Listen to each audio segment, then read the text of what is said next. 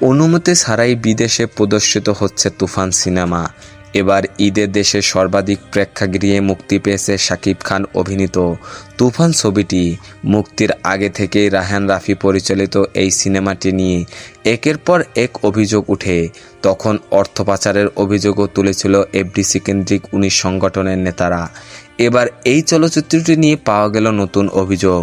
বাংলাদেশের পর সিনেমাটি একযোগে 15টি দেশে প্রদর্শিত হচ্ছে, তবে বিদেশে অনুমতি ছাড়াই প্রদর্শিত হচ্ছে তুফান সিনেমা।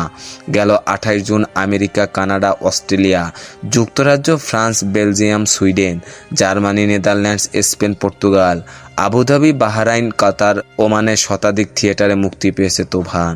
পাশাপাশি ভারতেও মুক্তির কথা রয়েছে সিনেমাটির।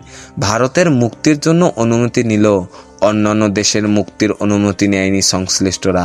বিদেশে সিনেমাটির প্রদর্শনের বিষয়টি জানেনি না তথ্য মন্ত্রণালয়। এ ব্যাপারে তথ্য মন্ত্রণালয়ের উপসচিব চলচ্চিত্র সাইফুল ইসলাম গণমাধ্যমকে বলে, ভারতে সিনেমাটি মুক্তির জন্য অনুমোদন নিয়েছে, তবে অন্য কোনো দেশে সিনেমাটির প্রদর্শন হচ্ছে কিনা আমরা জানি না, অনুমতি নেওয়া হয়নি। তিনি আরও বলেন, বিদেশে প্রদর্শনের বিষয়টি আপনাদের মাধ্যমেই জানলাম। বিদেশে মুক্তির ক্ষেত্রে অবশ্যই নিয়ম মানতে হবে। প্রসঙ্গত, অ্যাকশন ধাঁচের এই সিনেমায় শাকিবের বিপরীতে অভিনয় করেছেন ঢাকার মাসুমা রহমান নাবিলা ও কলকাতার মিমি চক্রবর্তী। গ্যাংস্টারের কাহিনী নিয়ে এগিয়ে যাবে তুফানের গল্প।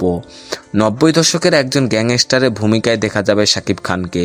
এতে আরও অভিনয় করেছেন চঞ্চল চৌধুরী, মিশা সওদাগর সহ আরও অনেকে।